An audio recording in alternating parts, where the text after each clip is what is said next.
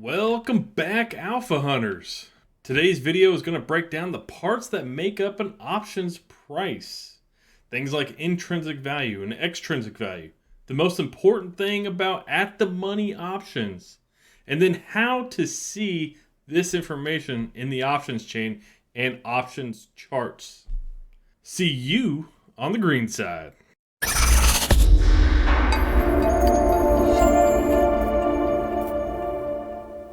There are two categories that make up the price of an option: extrinsic value and intrinsic value. All options will have extrinsic value, but not all options will have intrinsic value. But real quick, let's talk about potentially confusing abbreviation mistakes and how to abbreviate these terms. The reason why I want to talk about abbreviations is because I have seen other people, YouTubers, talk about intrinsic value with an abbreviation of IV. This is something that I wanted to clear up, as this can be very confusing to new traders. IV is the abbreviation of implied volatility. Implied volatility is a topic I'm not going to address in this video, but implied volatility and intrinsic value have nothing to do with one another and are nearly opposites. You will also see charting and technical analysis elements with implied volatility, or it labeled IV. So I just don't want you getting confused with the different terms. So if you're taking notes, for implied volatility, use IV. For intrinsic value, use INT val. For extrinsic value, use EXT val. Okay, let's look at intrinsic value. When you first learn about options and being able to exercise options at different strike prices, I'm sure you thought, I'll just buy deep in the money options, exercise them, and force the seller to give me a great deal. Look at who the greedy capitalist is now.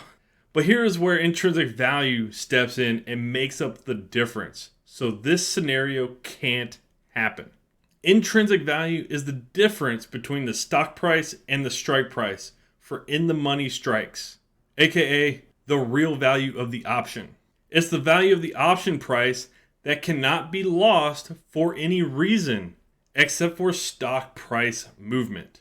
To calculate the value for calls, it's the stock price minus the strike price. And for puts, it's the strike price minus the stock price. If the number is negative, then the strike price is out of the money and there is no intrinsic value present.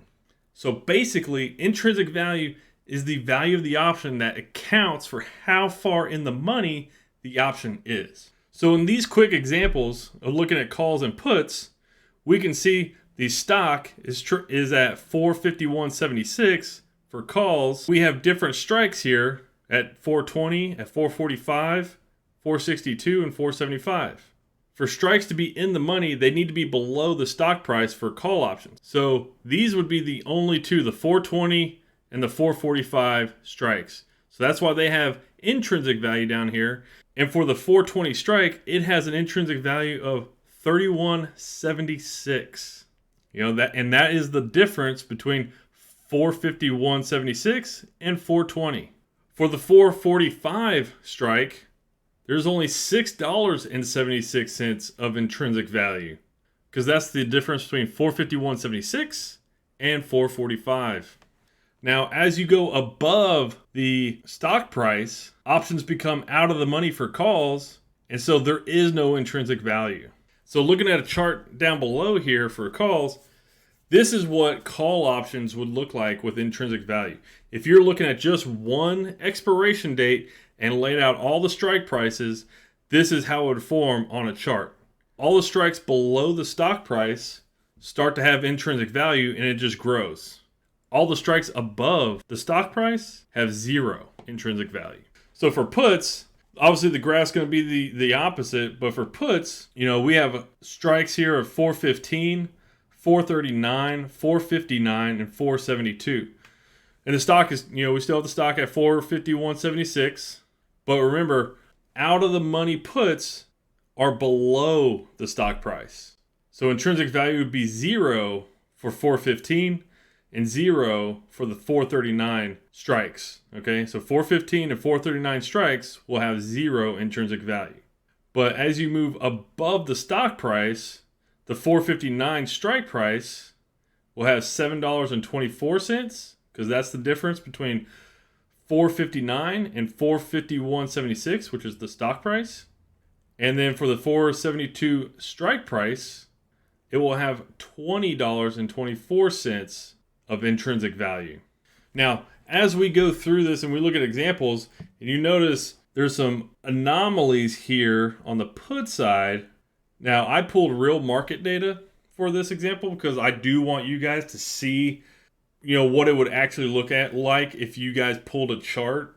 And it's never perfect. I did not want to show you guys just a picture from the internet of what intrinsic and extrinsic value looks like on a chart, because most of the times you're going to get something very pretty and precise, but I want you guys to see like the imperfections that the market brings. Now let's move over to extrinsic value. Extrinsic value is the value of the option price that can and will be lost by expiration, also known as the time value. For options that are in the money, it's the value of the option that is not intrinsic value. For options that are out of the money, it's the entire value of the option. So simply put, it's the options price minus intrinsic value. Another thing about extrinsic value is it's roughly a bell curve across the strike prices of a given expiration date for both calls and puts. I consider extrinsic value to be the true premium for the option. So I went ahead and filled in the options price up here at the top row for both calls and puts, and then just carried over the intrinsic value from our previous example. And then this will be able to get us our extrinsic value for these options prices. Now, I left everything the same for the strike price and all that, but as you can see, the options price minus the intrinsic value gets your extrinsic value. And it's like that for each one of the four, okay? So the higher you go in strike prices for both calls and puts, the higher the value of extrinsic value you have until you get above the stock price, and then it starts declining, okay? So another way to put it, the farther you move away in strike prices from the current market price, less extrinsic value will be in those options. So, like I said, it's kind of like it's a bell curve, but as you can see, it's not perfect. And the reason why I wanted to show it like this with actual market data is so that you get a familiarity with how it should look. Now, there are several factors that can make the curve more aggressive. Make this bell curve more aggressive or less aggressive. If you go farther out in time, it'll be less aggressive. If you go nearer to the to today for your expiration date, you will have a more aggressive curvature here. Volatility also plays a big factor in your extrinsic value representation. Okay. Now, extrinsic value is a big part of options trading. This is the one that you're going to use and exploit options prices to make profitable trades. This is where you can get into some pricing anomalies. For the calls, to the left of this peak here, this will be the in the money, okay? And to the right of it, this will be out of the money. And the opposite for the puts. To the left of the peak will be out of the money. To the right of the peak will be in the money. Now, there is a terminology for this peak of this extrinsic value, okay? And that is called at the money. ATM, at the money. So the biggest benefit of the at the money strike is that it has the most extrinsic value for any expiration. And I'll show that off here in just a little bit when I move over to the broker and show you multiple expiration periods and how they line up. But the strike that is closest to the stock price is the at the money strike price. It's also the strike that's at the peak of the bell curve that will be at the money. So as we were looking at intrinsic value earlier, the stock price was trading at 451.76. So that would means the at the money strike for this example would be the 452 strike. That would be the at the money option. Would be the 452 strike. Now, I'm not going to get into strategies on how we can exploit this value in this video, but I do want you to know that this is a valuable area. And this is how intrinsic and extrinsic value look combined. Calls become more expensive the lower you go in strike price. Puts become more expensive the higher you go in strike price. And this outer edging right here of the green line, where the green and the white area meet, that is the option price. Okay, so that's where the option price should be. And again, the blue area is the intrinsic value, and the green area is the extrinsic value for both calls and puts. So let me transition to the broker, and I'll show you some tools that Thinkorswim has. Be back in 1 second. Okay, welcome back. I hope you didn't fall asleep already. If you are, you're like my grandpa and can fall asleep anywhere, anytime. Doesn't take much. So this is a graph of intrinsic value. Now this is a call, SPY, calls, intrinsic right here. So you can see that, right? So that's what that is. And if you use Thinkorswim, how you want to get to this area to use some of these tools, and you look up some of this stuff, it's under charts, product depth, and this is where you come to. Now, I think when you start out, you might have multiple charts like this. Okay, you can actually just turn this one off over here and go scroll all the way down in the list here, and just go down to nothing, and then you can just look at one, which is probably good for you for beginners that are looking to just kind of learn and understand some of this. That way you don't overwhelm yourself. But once you kind of want to look at multiple things at once, you know what you're looking at, then definitely turn that back on. But this is intrinsic value for calls, right? So it doesn't matter the expiration. Like there's multiple expirations, right? So I'm gonna open this up. These are all the expirations that you can have. They're all selected. So, and you also see on the left side over here all the numbers that pop up. So as I'm kind of in here, that's telling you the value of all the different expirations that are kind of like available at the where my cursor is hovering over the line. So intrinsic value is straightforward. It's not complicated, and this is the way it'll look for puts. Okay, just the opposite. And this little point right here, where it comes down to this point, that will be at the money. That'll be the at the money strike, which right now looks like it's 454-ish.